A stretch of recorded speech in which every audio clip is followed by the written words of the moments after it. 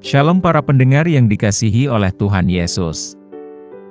Kiranya Tuhan memberikan rahmat-Nya kepada para pendengar semua. Sebentar lagi kita akan mendengarkan pembacaan Alkitab audio dalam versi bahasa Indonesia sehari-hari. Siapkan hati saudara. Lukas pasal 8. Perempuan-perempuan yang melayani Yesus. Tidak lama sesudah itu Yesus berjalan berkeliling dari kota ke kota dan dari desa ke desa, memberitakan Injil Kerajaan Allah. Ke-12 muridnya bersama-sama dengan dia, dan juga beberapa orang perempuan yang telah disembuhkan dari roh-roh jahat atau berbagai penyakit, yaitu Maria yang disebut Magdalena, yang telah dibebaskan dari 7 roh jahat, Yohanes istri Kusa, bendahara Herodes, Susana, dan banyak perempuan lain. Perempuan-perempuan ini melayani rombongan itu dengan kekayaan mereka. Perumpamaan tentang seorang penabur. Ketika orang banyak berbondong-bondong datang, yaitu orang-orang yang dari kota ke kota, menggabungkan diri pada Yesus, berkatalah ia dalam suatu perumpamaan. Adalah seorang penabur, keluar untuk menaburkan benihnya. Pada waktu ia menabur, sebagian benih itu jatuh di pinggir jalan, lalu diinjak orang, dan burung-burung di udara memakannya sampai habis. Sebagian jatuh di tanah yang berbatu-batu, dan setelah tumbuh ia menjadi kering karena tidak mendapat air. Sebagian lagi jatuh di tengah semak duri, dan semak itu tumbuh bersama-sama dan menghimpitnya sampai mati. Dan sebagian jatuh di tanah yang baik, dan setelah tumbuh berbuah 100 kali lipat. Setelah berkata demikian, Yesus berseru, "Siapa mempunyai telinga untuk mendengar, hendaklah ia mendengar."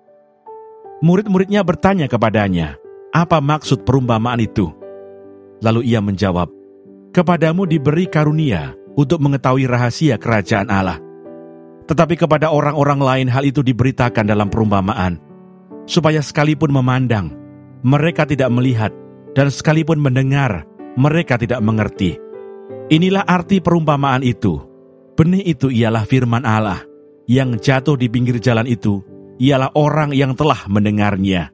Kemudian datanglah iblis, lalu mengambil firman itu dari dalam hati mereka, supaya mereka jangan percaya dan diselamatkan. Yang jatuh di tanah yang berbatu-batu itu ialah orang yang setelah mendengar firman itu, menerimanya dengan gembira.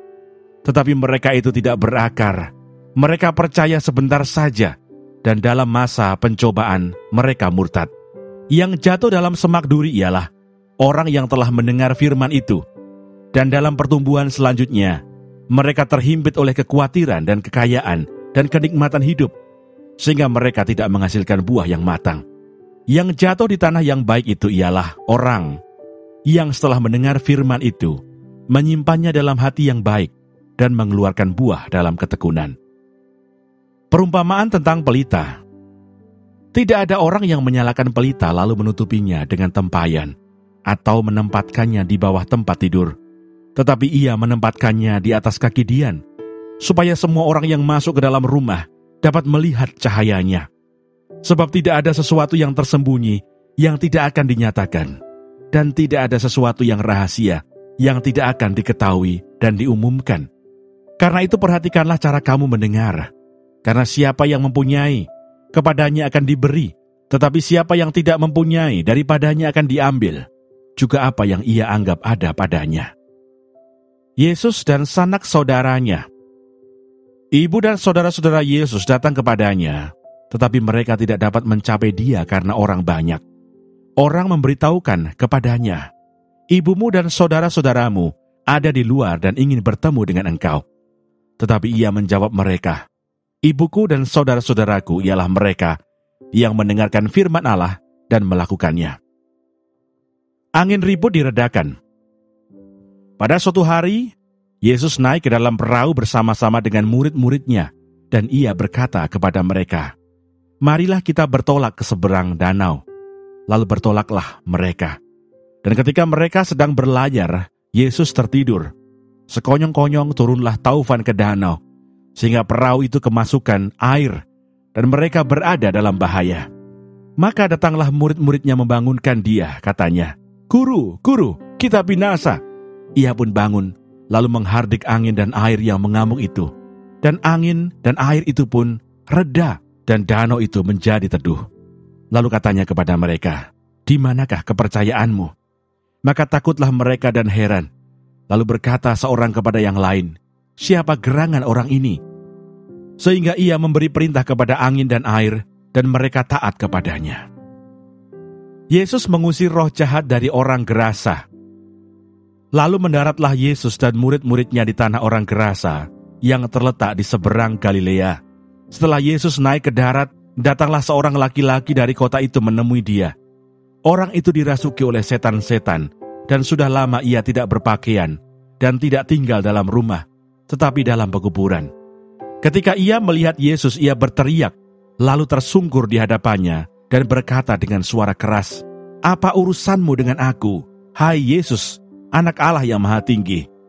Aku memohon kepadamu, supaya engkau jangan menyiksa aku." Ia berkata demikian sebab Yesus memerintahkan roh jahat itu keluar dari orang itu. Karena sering roh itu menyeret-nyeret dia, maka untuk menjaganya, ia dirantai dan dibelenggu. Tetapi ia memutuskan segala pengikat itu, dan ia dihalau oleh setan itu ke tempat-tempat yang sunyi. Dan Yesus bertanya kepadanya, "Siapakah namamu?" Jawabnya, "Legion," karena ia kerasukan banyak setan.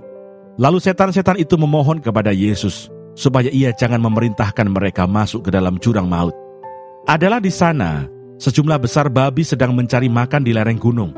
Lalu setan-setan itu meminta kepada Yesus supaya ia memperkenankan mereka memasuki babi-babi itu. Yesus mengabulkan permintaan mereka. Lalu keluarlah setan-setan itu dari orang itu dan memasuki babi-babi itu. Kawanan babi itu terjun dari tepi jurang ke dalam danau, lalu mati lemas. Setelah penjaga-penjaga babi itu melihat apa yang telah terjadi, mereka lari, lalu menceritakan hal itu di kota dan di kampung-kampung sekitarnya. Dan keluarlah orang-orang untuk melihat apa yang telah terjadi. Mereka datang kepada Yesus, dan mereka menjumpai orang yang telah ditinggalkan setan-setan itu duduk di kaki Yesus. Ia telah berpakaian dan sudah waras, maka takutlah mereka. Orang-orang yang telah melihat sendiri hal itu memberitahukan kepada mereka bagaimana orang yang dirasuk setan itu telah diselamatkan.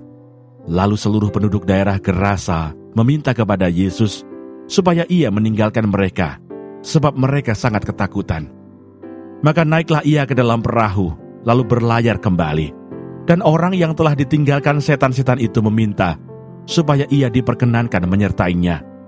Tetapi Yesus menyuruh dia pergi, katanya, "Pulanglah ke rumahmu, dan ceritakanlah segala sesuatu yang telah diperbuat Allah atasmu."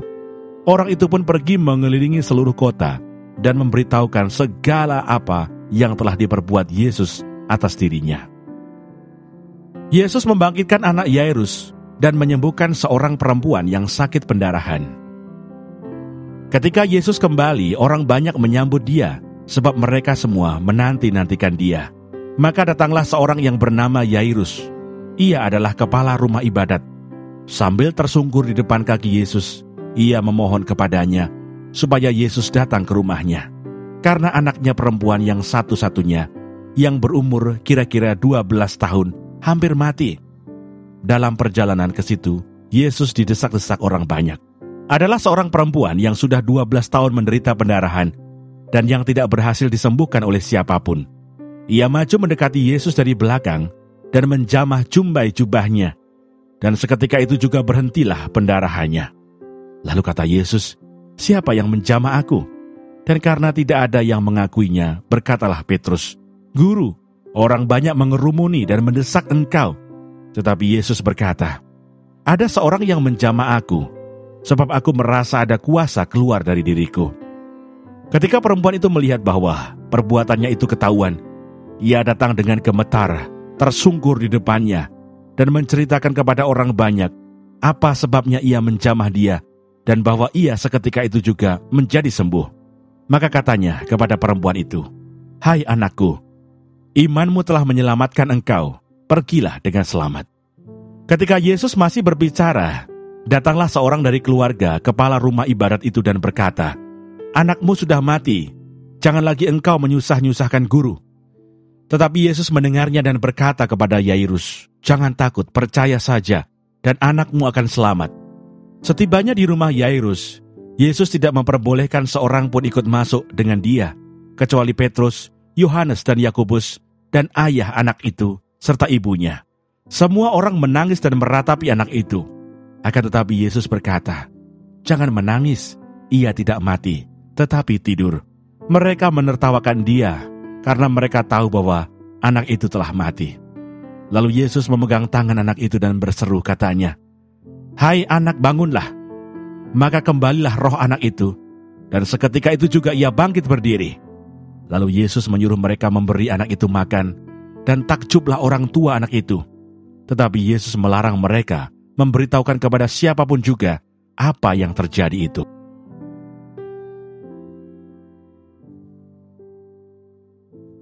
Terima kasih Bapa di surga untuk firman-Mu hari ini. Berkati kami semua supaya kami mengerti isi hati-Mu. Terima kasih para pendengar semua, kiranya Tuhan memberkati. Dan jangan lupa untuk share dan subscribe.